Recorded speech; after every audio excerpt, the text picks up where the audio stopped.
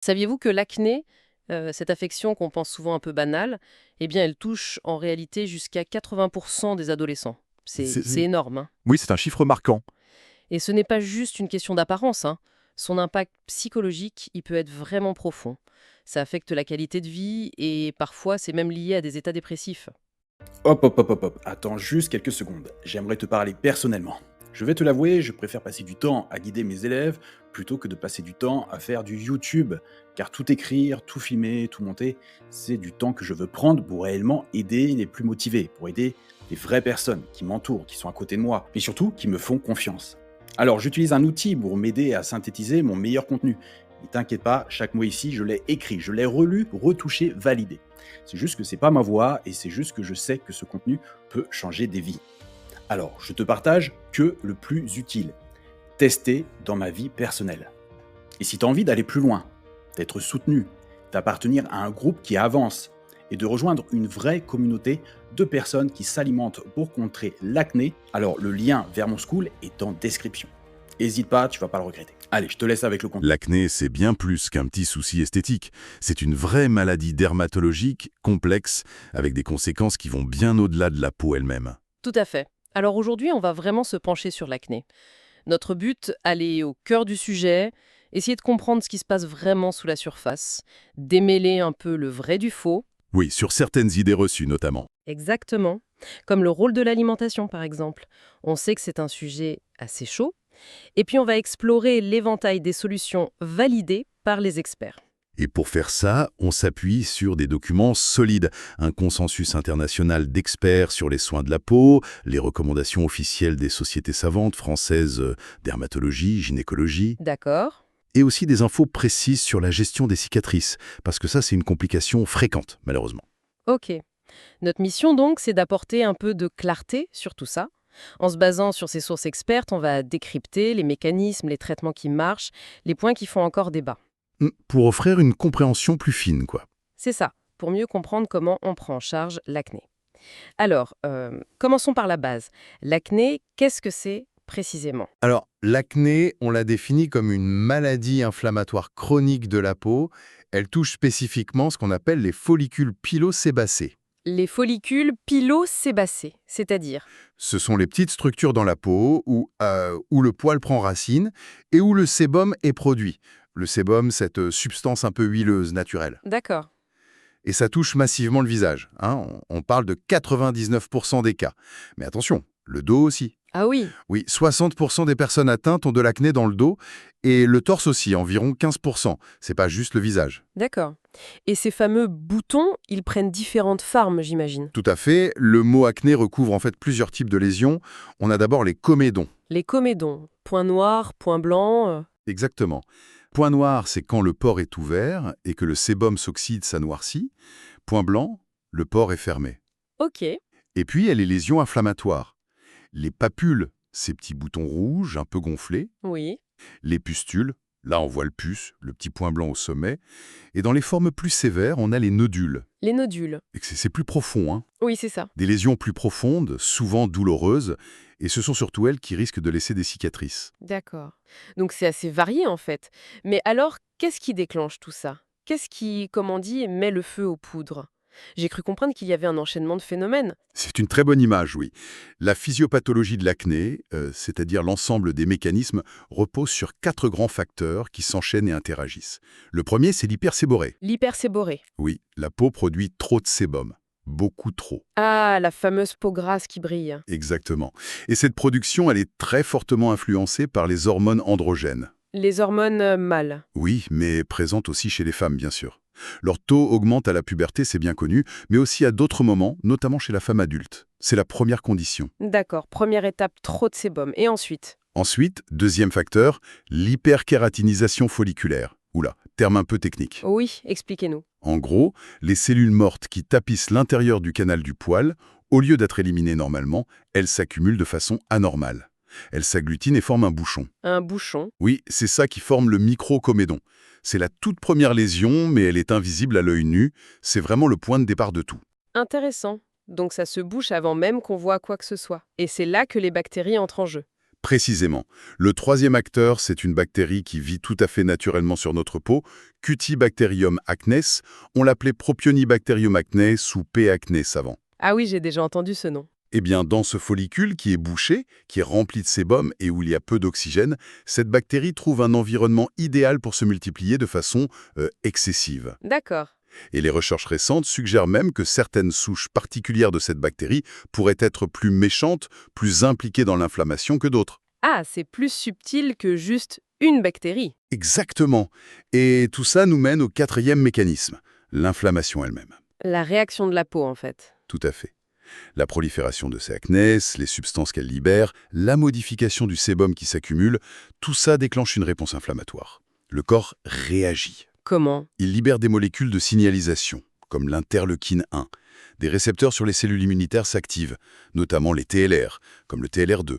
Et c'est cette inflammation qui crée la rougeur, le gonflement, la douleur qu'on voit dans les papules, les pustules, les nodules. C'est fascinant de voir cette cascade d'événements. Et j'imagine que le résultat final n'est pas le même pour tout le monde. Comment les médecins évaluent la gravité, justement? Effectivement, l'acné varie énormément.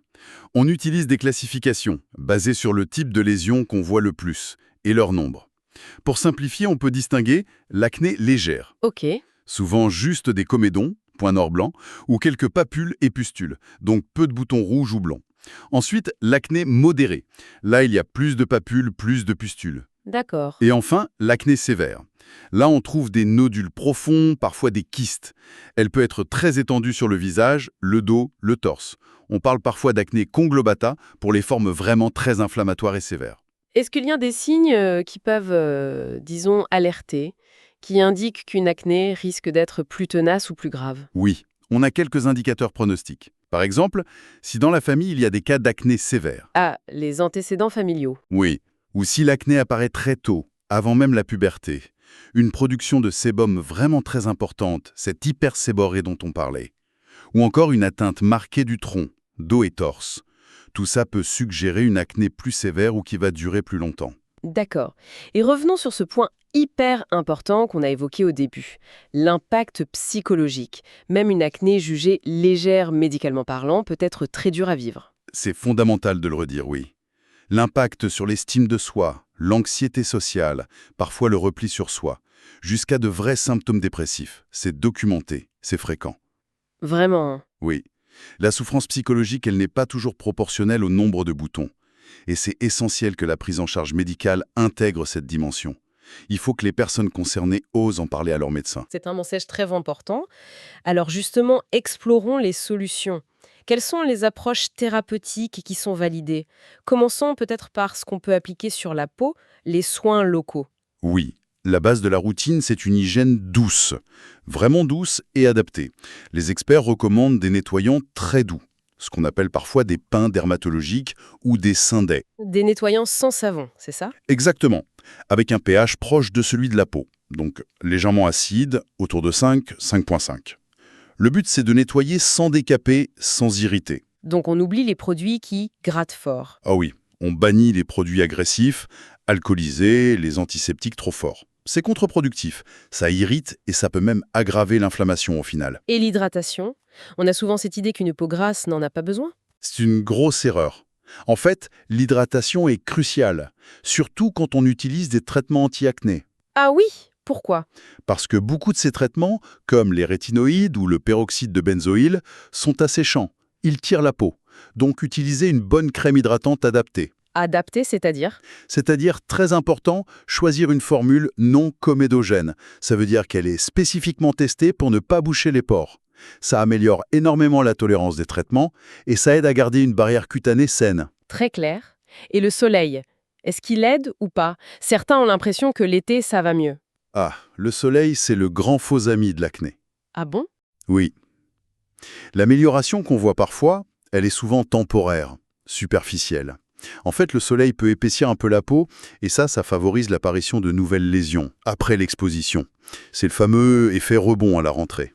D'accord, je vois. En plus, beaucoup de traitements anti-acné, les rétinoïdes, certains antibiotiques, rendent la peau plus sensible au soleil, donc risque de coups de soleil accru. Ah oui, important. Et enfin, le soleil augmente beaucoup le risque de taches brunes, ce qu'on appelle l'hyperpigmentation post-inflammatoire, là où il y avait des boutons, surtout sur les peaux mates ou foncées.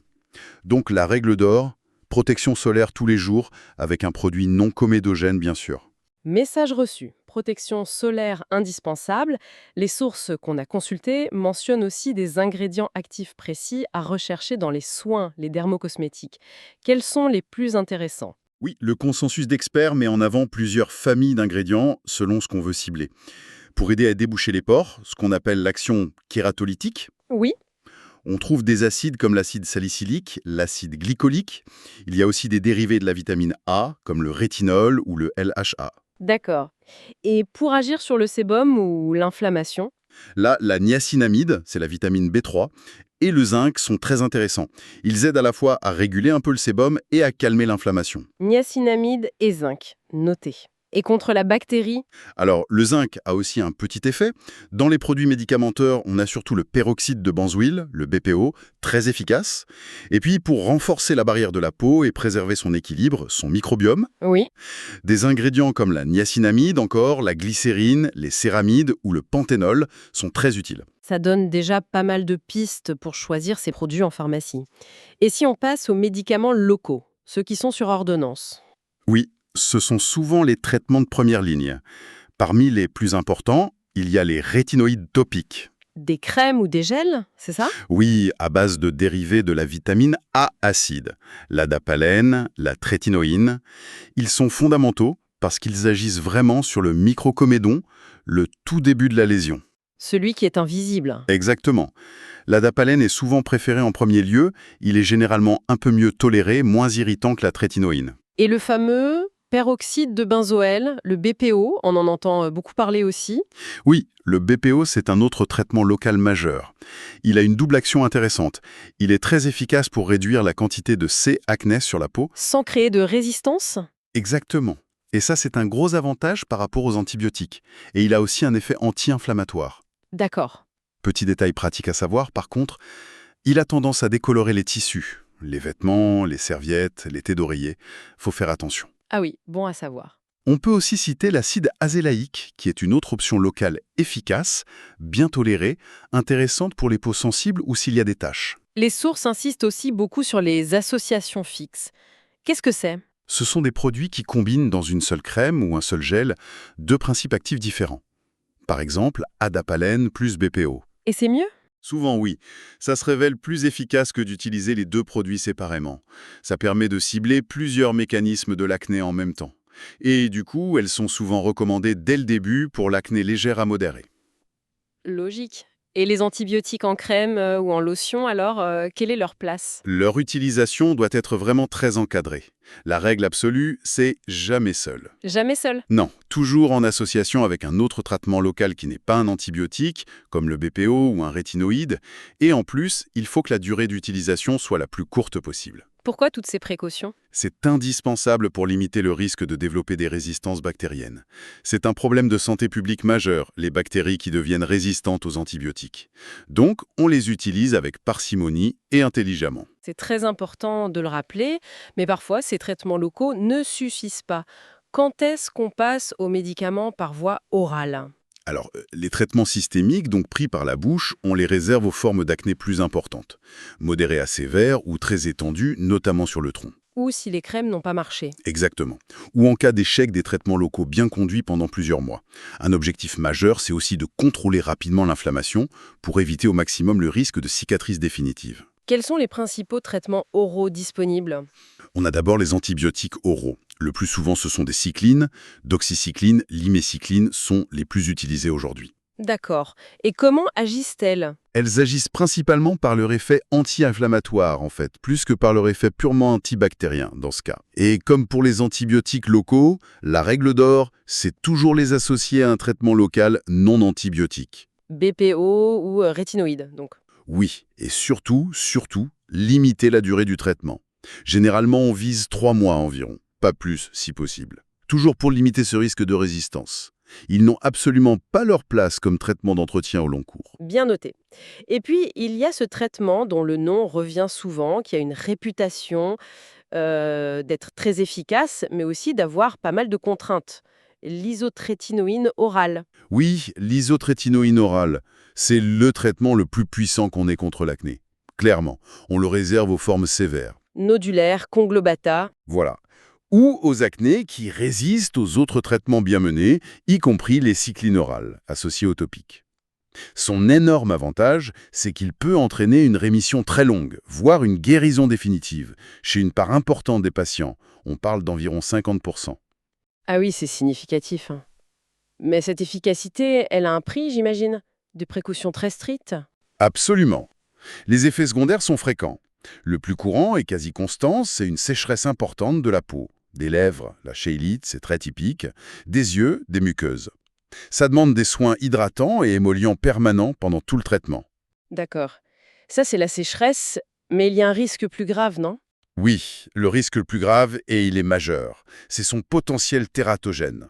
Tératogène, c'est-à-dire? Ça veut dire qu'il provoque de graves malformations chez l'embryon ou le fœtus si une grossesse survient pendant le traitement, ou même dans le mois qui suit l'arrêt. C'est un risque absolu. D'accord, donc ça implique des mesures de sécurité drastiques pour les femmes concernées. Extrêmement rigoureuse, non négociable. Pour toute femme en âge d'avoir des enfants, une contraception très efficace est obligatoire. Elle doit être mise en place avant de commencer le traitement, poursuivie pendant toute la durée et maintenue 1 mois après la fin. Et il y a un suivi particulier? Oui, très strict. Il y a un carnet de suivi, la patiente signe un accord de soins, des tests de grossesse réguliers sont obligatoires, avant, chaque mois, pendant et 1 mois après l'arrêt. C'est très encadré.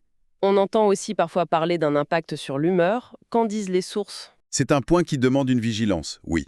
Des cas de troubles de l'humeur, de dépression, voire d'idées suicidaires ont été rapportés chez des patients sous isotrétinoïdes. Ah oui, quand même. Alors, attention, le lien de cause à effet direct est encore débattu. C'est complexe. L'acné sévère elle-même est un facteur de risque de dépression, il ne faut pas l'oublier. D'accord. Mais par précaution, il est primordial d'évaluer les antécédents psychologiques du patient avant de commencer, et surtout de surveiller très attentivement si des changements d'humeur apparaissent pendant le traitement. Il faut en parler.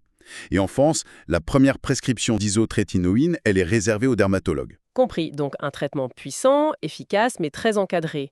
Pour les femmes, il existe aussi des options de traitement qui jouent sur les hormones, notamment via certaines pilules contraceptives. En effet, on a vu que les hormones androgènes stimulent le sébum. Donc, certains contraceptifs oraux combinés, les pilules œstroprogestatives, ont un effet anti-androgénique qui peut améliorer l'acné. Mais pas toutes les pilules. Non, pas toutes. L'effet varie et surtout, le choix d'une pilule doit toujours être discuté avec un médecin, en pesant les bénéfices attendus sur l'acné et les risques potentiels pour la personne. Justement, quels sont les risques principaux liés à ces pilules œstro? Le risque le plus connu, c'est celui de thrombose veineuse, phlébite, embolie pulmonaire. Toutes les pilules œstroprogestatives augmentent un peu ce risque par rapport à ne pas prendre de pilule. Et ce risque varie? Oui, il varie selon le type de progestatif utilisé dans la pilule. Il est notamment un peu plus élevé avec les pilules dites de 3e ou 4e génération, et aussi avec celles qui contiennent de l'acétate de cyprotérone, comme Diane 35-Or et ses génériques. Donc, une évaluation individuelle des facteurs de risque de thrombose est vraiment indispensable avant toute prescription. Vous mentionnez Diane 35-Or. Elle a une place un peu particulière, non? Ce n'est pas juste une pilule. Exactement, c'est important de le préciser. En France, Diane 35-Or et ses génériques ne sont pas considérés comme une simple contraception. Leur indication officielle, c'est le traitement de l'acné modéré à sévère si elle est liée à une sensibilité aux androgènes. Parfois avec une pilosité excessive. Oui, l'hirsutisme. Mais attention, uniquement quand les autres traitements, locaux, antibiotiques oraux, ont échoué ou ne sont pas jugés suffisants. Elle a un effet contraceptif, bien sûr, mais ce n'est pas son indication première. C'est un traitement anti-acné avant tout. D'accord. Et chez une femme adulte, une acné qui persiste, ça peut parfois être le signe d'autre chose, comme le syndrome des ovaires polykystiques? Tout à fait. Si l'acné s'accompagne de règles irrégulières, d'une pilosité qui augmente ou d'une chute de cheveux un peu masculine, il faut y penser. Au SOPK. Et que faire dans ce cas? Il faut consulter. Un bilan hormonal, une échographie pelvienne peuvent être nécessaires pour poser le diagnostic. Et dans certains cas d'hyperandrogénie prouvée, ou chez des femmes qui ne peuvent pas ou ne veulent pas de contraception hormonale, on peut utiliser d'autres médicaments anti-androgènes, comme la spironolactone. Mais c'est souvent hors AMM, c'est-à-dire en dehors de l'indication officielle pour l'acné en France, sous la responsabilité du médecin. Voilà qui couvre un large éventail de traitements validés. Mais il y a ce sujet qui revient tout le temps, qui suscite énormément de questions, d'avis parfois très tranchés, l'alimentation. Que disent nos sources expertes sur ce lien possible avec l'acné? Ah oui, le fameux débat sur l'alimentation. C'est le sujet controversé par excellence. On entend tout et son contraire, non? Chocolat, lait, sucre. Exactement. Beaucoup de gens sont persuadés que ce qu'ils mangent, le chocolat, les produits laitiers, le gras, le sucre, influencent directement leur acné. Mais si on regarde l'analyse rigoureuse des études scientifiques disponibles, Celle faite par la Société française de dermatologie pour ses recommandations, oui, précisément, eh bien, la conclusion est beaucoup plus nuancée. nuancée, c'est-à-dire Pas de lien clairement prouvé. les experts qualifient le rôle de l'alimentation de controversé. Concernant les aliments à indice glycémique élevé, les sucres rapides, le pain blanc, ce genre de choses, les données des études sont jugées contradictoires. Donc, pas clair. Et pour le lait? Pour le lait, on évoque une association possible dans certaines études, mais elles ont des limites méthodologiques, des risques de biais, qui font que les experts disent qu'elles ne permettent pas de conclure formellement à un lien de cause à effet. D'accord. Et le chocolat, le grand accusé? Eh bien, 2 études récentes analysées par les experts n'ont pas retrouvé de rôle favorisant pour le chocolat. Alors, face à toutes ces incertitudes, ces données jugées contradictoires ou insuffisantes, quelle est la recommandation officielle en France? Elle est très directe, et elle découle logiquement de cette analyse des preuves. Dans les recommandations de 2015, c'est écrit noir sur blanc. Il n'y a pas lieu de recommander une modification du régime alimentaire dans l'objectif d'améliorer l'acné. Carrément. Pas de recommandation de régime. Non.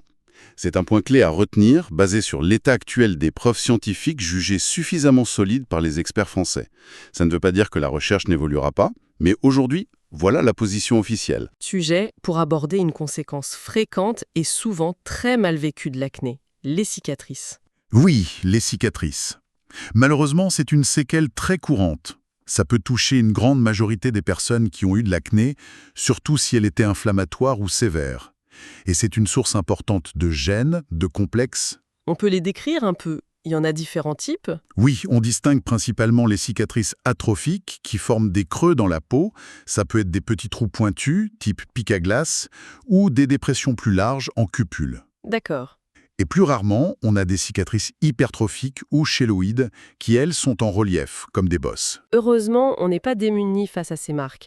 Le laser, on en entend beaucoup parler comme solution.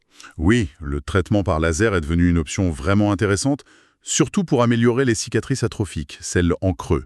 Comment ça marche, en gros? Le principe général, c'est ce qu'on appelle le resurfaçage. Le laser va, par différents mécanismes, selon le type utilisé, stimuler la peau à produire du nouveau collagène et, en quelque sorte, lisser la surface pour atténuer le relief des cicatrices. Et pour les cicatrices en relief? Pour les cicatrices hypertrophiques ou chéloïdes, le laser peut être utilisé, mais souvent, d'autres approches sont préférées au début, comme les injections de corticoïdes par exemple. D'accord. Et concrètement, comment se passe une séance de laser pour des cicatrices d'acné en creux? Ça se fait généralement au cabinet du dermatologue ou du médecin esthétique. Selon le type de laser et la surface qu'on traite, on peut mettre une crème anesthésiante avant ou faire une petite anesthésie locale. D'accord. Ensuite, les yeux sont protégés avec des lunettes spéciales et le médecin passe la pièce à main du laser sur la zone à traiter. La sensation, ça peut aller d'un léger réchauffement à des picotements un peu plus marqués. Et après la séance, il faut s'attendre à quoi? C'est douloureux? Il y a une éviction sociale? Alors, les suites dépendent beaucoup du type de laser. Les lasers dits ablatifs, qui sont souvent plus efficaces en moins de séances, ils entraînent une période où on n'est pas très présentable, disons. C'est-à-dire? La peau est rouge, elle peut suinter un peu, elle est à vif pendant 5 à 7 jours. Ça demande des soins locaux très stricts, nettoyage doux, application de crème très grasse, cicatrisante type vaseline. Ok, donc une semaine un peu difficile. Oui. Ensuite, des rougeurs persistent pendant plusieurs semaines, voire plusieurs mois, mais ça peut se maquiller. Avec les lasers non ablatifs, les suites sont beaucoup plus légères. Des rougeurs, un léger gonflement pendant quelques jours seulement.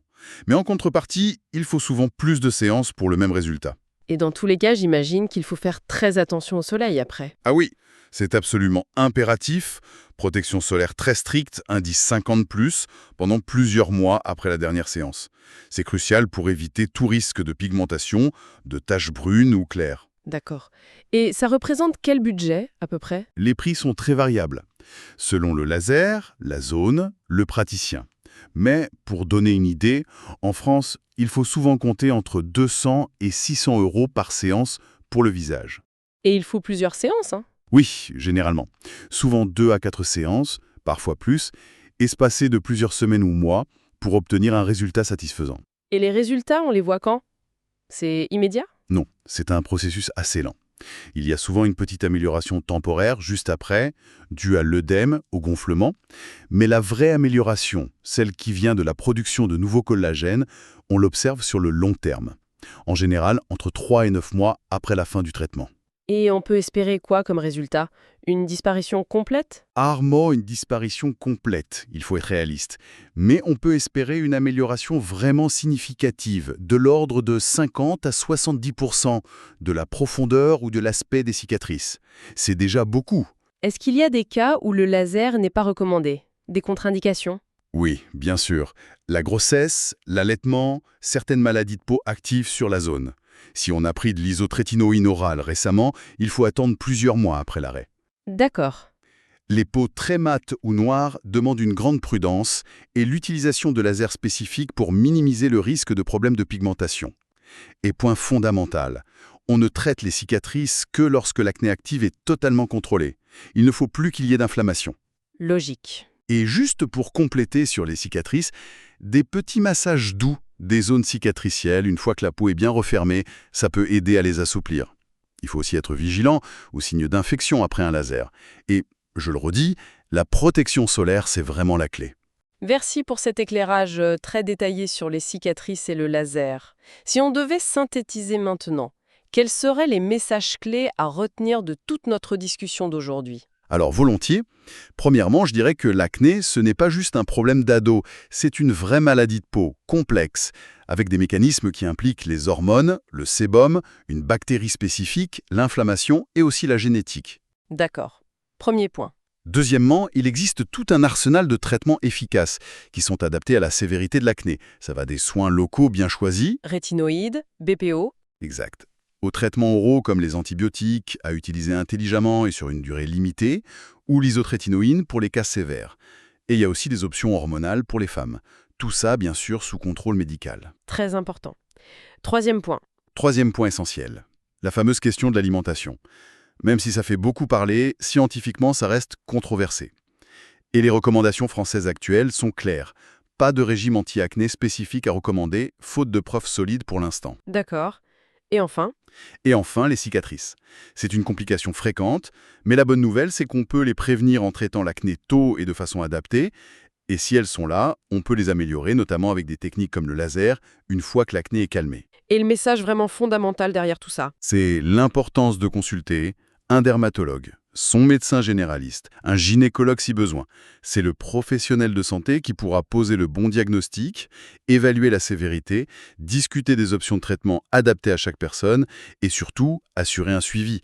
L'automédication hasardeuse ou attendre trop longtemps, ça peut vraiment aggraver les choses et augmenter le risque de séquelles. Tout à fait. Et pour conclure, peut-être une petite réflexion pour ouvrir la discussion. Nos sources mentionnent que tout le monde ne réagit pas pareil au traitement et que la recherche avance sur la compréhension du microbiome de la peau, le rôle des différentes souches de Cutibacterium acné. C'est exact, et ça ouvre des perspectives vraiment passionnantes. On peut légitimement se demander si l'avenir du traitement de l'acné ne se trouve pas dans une approche encore plus. Personnalisé. C'est-à-dire? Imaginez qu'un jour, on puisse analyser le profil microbien spécifique de la peau de chaque patient pour proposer un traitement sur mesure. Peut-être pour rééquilibrer ce microbiome ou pour cibler spécifiquement les souches de bactéries les plus problématiques chez cette personne-là. Ah oui, ce serait une avancée majeure. C'est une voie de recherche très active. Et ça pourrait potentiellement nous amener à des traitements plus précis, peut-être encore plus efficaces, et qui sait, peut-être mieux tolérés aussi. Une perspective stimulante qui nous rappelle que même pour une maladie aussi fréquente et étudiée que l'acné, eh bien la science continue de chercher et d'avancer pour offrir de meilleures solutions. Alors oui, si mon visage te dit quelque chose, c'est tout à fait normal. Je suis sur YouTube depuis plus de 10 ans, et oui, je parle de plusieurs sujets. Car j'ai plusieurs passions, et ça, je peux pas le cacher. Parce que chaque sujet, chaque combat que j'ai traversé, c'est réellement une brique de mon identité. Je parle de ce que j'ai vécu, de ce que j'ai testé, validé, et même parfois, on va s'avouer, un peu foiré. Mais surtout, je te partage ce qui fonctionne réellement. Et si ça a fonctionné pour moi, j'ai 2 bras, j'ai 2 jambes comme toi, bah ça va aussi fonctionner pour toi. Et ma mission aujourd'hui, elle est très très simple, hein, t'éviter de galérer et appliquer directement ce qui fonctionne. Alors, je fais des lives tous les jours sur School sur ces différents sujets pour partager du concret. Alors, pas théorique, hein, que de l'humain et de la mise en pratique. Je suis quelqu'un de très simple, tu vois, pas de posture de moi je sais tout, juste un mec qui est déjà passé par là et qui a tout testé. Et surtout qui a trouvé des solutions que tu peux toi aussi mettre en place dès aujourd'hui. Et oui, hein, parmi tous ces combats que j'ai livrés, il y en a un qui m'a marqué peut-être un peu plus que les autres, bah, ça va être ma peau. L'acné, les complexes, la frustration, je sais exactement ce que tu ressens. J'ai fait 3 cures de Roaccutane sans réel résultat. Et ce que j'ai découvert avec le temps, c'est que l'alimentation, c'est une arme redoutable et bien plus efficace que n'importe quel médicament. Et en plus, bah, par rapport aux médicaments, ça dure réellement dans le temps. Alors c'est juste des choix simples, mais puissants et surtout concrets. Alors si toi aussi t'en as marre de subir ta peau et que tu veux reprendre le contrôle et avoir une peau nette, tu peux rejoindre mon school, le lien est juste en dessous en description. Et je te montre exactement ce que personne ne m'a expliqué avant. Allez, je te retrouve de l'autre côté.